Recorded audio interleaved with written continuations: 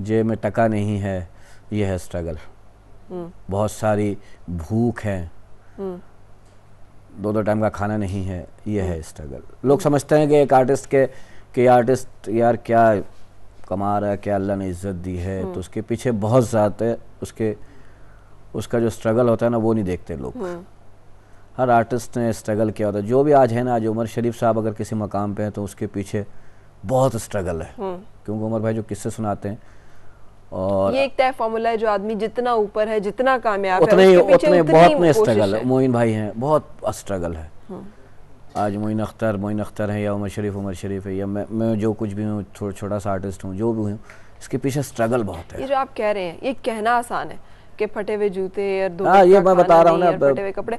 लोग इस पे कहते हैं यार खुदकुशी कर लें, है ही नहीं कुछ यहाँ पे। हम ये मैंने एक बात की थी ना कि ये शोबिज़ जो ना एक जुआ है।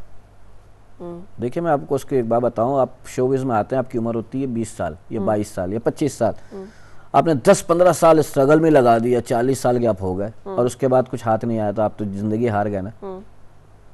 कितने लोग आए हैं जो जिंदगी हार चुके हैं इस फील्ड में, बिल्कुल बहुत सारी मिसालें हैं।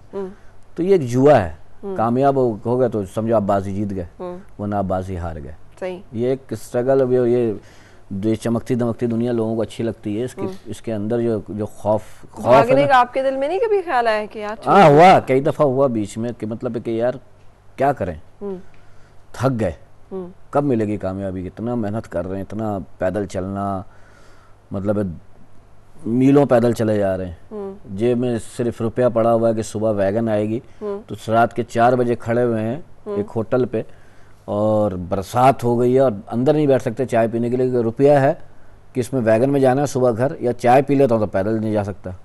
तो वो बरसात में खुले बरसात में छपड़े के नीचे खड़े हो गए यूँ करके कि बरसात रुक जाए अल्लाह करे, या सुबह जल्दी हो। तो ये बहुत सारी चीज़ें देख के आदमी हो जाता है कि यार छोड़ दूँ, कोई और जॉब कर ले, आदमी नौकरी कर ले, कुछ और कर ले। लेकिन फिर एक दफ़ा हिम्मत हार के फिर जब आदमी फ्रेश हो जाता है ना, थकन उतर जाती है, तो फिर चलो यार यही करते हैं। सही। अच्छा मैं कंटिन्यू करूंगी, कॉलर साथ हैं। अस्सलाम वालेकुम। पहले भी हमारे 1-2 कॉलर्स ड्रॉप हुए हैं। अस्सलाम वालेकुम।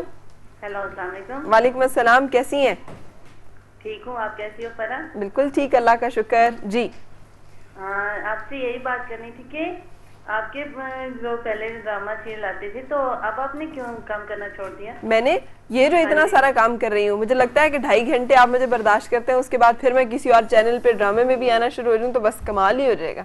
हाँ, कमाल ही हो जाएगा। तो बहुत आपके सीरियल तो बहुत ही अच्छे लगते थे। अच्छा। पहले वो चैनल पे आता था आपका सीरियल, तो उसमें तो आपकी कमाल की एक्टिंग थी। अच्छा, चले, बहुत शुक्रिया आपका, थैंक यू सो मच जी। शकील से क्या बात करेंगे? बस यही बात करनी है कि उनकी कॉमेडी बहुत अच्छी होती है, माशाल्लाह बहुत ही ज्यादा अच्छी होती है। उनकी कॉमेडी सुन के बहुत दिल को सुकून और हंसी आती है, बंदा रोता हुआ भी हंस पड़ता है। बस दुआ कीजिए मेरे लिए। ये एक बड़ा कमाल है, बंदा वाकई रोता हुआ भी हंस पड़ता है। लेकिन बाज बंदे जो मेरी तरह होते हैं ना, समझ जरा देर में आती है। अच्छा। तो मेरे मियाँ को बड़ा शिकवा है मेरे से कि तुम बैठ के मेरे साथ ना देखा करो, मतलब कोई बात चल रही है तो मैं कहती हूँ क्या कहा था, क्या, तो वो जितनी देर में वो बात निकल गई होती। तो आपके तो मियाँ लकी हैं आप, क्योंकि आपको देर में समझ में आती है, जब तक उनका काम हो जाएगा। ये अच्छा है भाई, आपको मैं गुड लक कहूँगा। सही, लेकिन आपके मिजाज को समझने के लिए भी एक बड़ी हाई फ्रीक्वेंसी चाहिए। नहीं, मैं तो सीधी बात करता हूँ, कोई मतलब घुमा के थोड़ी करता हूँ। हाँ, लेकिन वो बत्ती चली जाने वाली भी जैसी बात थी तो मुझे नहीं समझ रही, मुझे 1 सेकंड लगा समझने में। अच्छा, आपने क्या बात कर दी है बात के अंदर रख के। उस बत्ती को अभी वहीं रहने दीजिए। अच्छा जी, फिर क्या भाई, ये बताया कि बस यही स्ट्रगल है, लोगों के स्ट्रगल बहुत होता है। किसी भी कोई भी कामयाब आदमी उसकी कामयाबी मत देखे। कोई साथ आता है कि ऐसे वक्त में? देखिए मेरे साथ जो हुआ है ना, एक फिल्मी सीन होता है ना, फिल्म में देखा होगा आपने, एक फिल्मों में देखा होगा, जो मेरे साथ रियल में हुआ है। ये 2006 की बात है, 26 नवंबर की बात है ये, कि मैं 23 नवंबर को अमेरिका गया हूँ, 26 को शो है और मैं स्टेज ड्रामा कर रहा था। सही। और एक सीक्वेंस आया, इसमें मोबाइल मेरा ऑन था, ठीक है, तो मैं वो ऑन मोबाइल ले गया, ऐसी सीक्वेंस था कि बच्चा खो गया, उसको ढूंढ रहा है, तो मैं फ़ोन मिला रहा हूँ, तो उस बेल बज जाती है, स्टेज पे ही बेल बज गई। सही। तो पाकिस्तान से फ़ोन था, तो मैंने कहा कॉल ले ही लेता ना, स्टेज पे चलते हुए पता लग जाएगा, मैं बता दूंगा मैं स्टेज पे। मैंने हेलो किया, तो वहाँ से मेरे छोटे भाई की आवाज़, जो आर्टिस्ट है परवेज सिद्दीकी, वो भी आर्टिस्ट है, तो उसकी आवाज़ थी कि अब्बू का इंतकाल हो गया है। ठीक है, मेरे तो पाँव से ज़मीन निकल गई ना, वहाँ पे स्टेज पे हूँ मैं और हंसा रहा हूँ। मैं कहा अच्छा, बस इतना कह पाया, मैंने बंद किया। मैं उसके बाद भी 1.5 घंटा हंसाया लोगों को। जिस टाइम मेरे घर में मातम हो रहा था उस वक्त रो रहे थे, मुझे पता है यही होगा। तो उसके बाद फिर मैंने बताया था कि ये फ़ोन जो आया था ये था।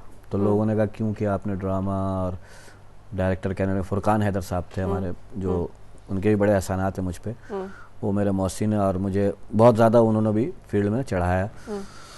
तो वो कहने लगे मुझे बताते बेटा मैं कार्ड, मैंने कहा कार्ड देता तो मेरे वालिद साहब वापस तो नहीं आते। और ये जो लोग वहाँ क्या होता है अमेरिका के अंदर 1.5 घंटे की ड्राइव करके शो देखने आते हैं, 2-2 घंटे। मैंने कहा इनका क्या कसूर है। तो एक फिल्मी सिचुएशन थी। आर्टिस्ट की कुर्बानी क्या होती है, यही होती है। कोई ज़िबा करके नहीं आते। कुर्बानी का मतलब नहीं कि बच्चे ज़िबा कर दिया शोबिज़ में आ गए, यही कुर्बानियाँ होती हैं। और ये बहुत बड़ी कुर्बानियाँ होती हैं। हाँ, तो क्या आपको पता नहीं है कि वो बेचारा किस दुख और किस मामले में है, लेकिन वो आपके लिए क्या क्या कुछ कर रहा है। तो वो फिर वो ये एक सीन था। तो ये बता रहा हूँ कि होते हैं, दिक्कतें बहुत आती हैं आर्टिस्टों को, और लाइव शो करने वालों के साथ। ये कैसे होता है कि हौसला नहीं हारता आदमी? बहुत सारे लोग हौसला हार देते हैं ना, टूट जाते हैं, बिखर जाते हैं। देखिए हौसला देने वाला अल्लाह की ज़ात है ना। उस टाइम अब क्या करे, हौसला तो मेरे भी पस्त हो गए थे। जैसे खबर थी, इस खबर के बाद तो नहीं बनता था कि मैं कर पाऊंगा ड्रामा या कुछ, लेकिन अल्लाह ने उस टाइम हौसला दिया। सही, ये जुनून अपने काम के साथ। बस ये है कि बस मैं एक सोचता था कि स्टेज पे रहूं, ताकि वो बाहर जाऊंगा तो मैं फट पड़ूंगा। सही। तो रोल ऐसा था कि स्टेज पे ज़्यादा था, एक आध एग्जिट थी, उसके बाद आ गया, करता रहा कर दिया, बस अल्लाह ने करा दिया। तो बस ये जेलस होते हैं किसी से इस तरह? हाँ, प्रोफेशनल जेलसी है कि ये जो है ना। नहीं ऐसा कुछ भी नहीं। मैं दुआ करता हूँ अल्लाह, अगर किसको अच्छा लगता है तो अल्लाह मुझे भी ऐसा बना दे। जलता नहीं हूँ। देखिए जलने से कुछ नहीं होगा। और अल्लाह ने फरमाया, अल्लाह ने कहा कि जैसे मैं इज्जत दूँ उसकी इज्जत करो। क्योंकि अल्लाह ने दुनिया बनाने के बाद 2 ही दफ़ा हंसा था ना अल्लाह मियाँ। एक जब वो किसी को जिल्लत देना चाहता है तो लोग उसको इज्जत दिलाने की कोशिश करते हैं, तब हंसता है अल्लाह। और एक अल्लाह जब किसी को इज्जत देता है लोग उसको बेइज्जत करना चाहते हैं। सही।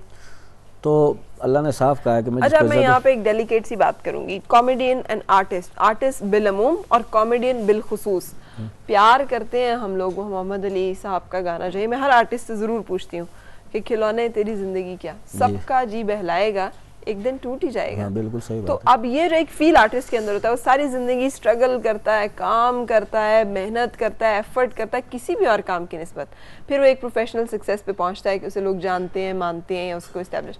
लेकिन उसके बावजूद इनसिक्योरिटी का ये आलम होता है कि वो जब तक उसकी सांस चल रही है या वो काम कर सकता है तो सब ठीक है। द मोमेंट ऐसे नहीं, उसकी कोई इनसिक्योरिटी, कोई सिक्योरिटी नहीं है, कुछ उसकी वो नहीं है, तो ये मामला। और फिर लोग इज्जत नहीं करते। शोहरत एक और चीज़ है, इज्जत एक और चीज़ है।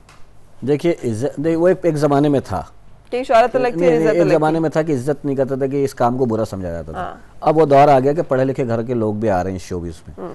ठीक है, अब इसको वो उस तरह से नजर से नहीं देगा। भांड में राशि जो कहते थे ना, आज से पीछे चले 40 साल पहले, 35 साल पहले, तो वो क्या भांड में राशि वाला काम है, वो तो कॉन्सेप्ट हट गया है।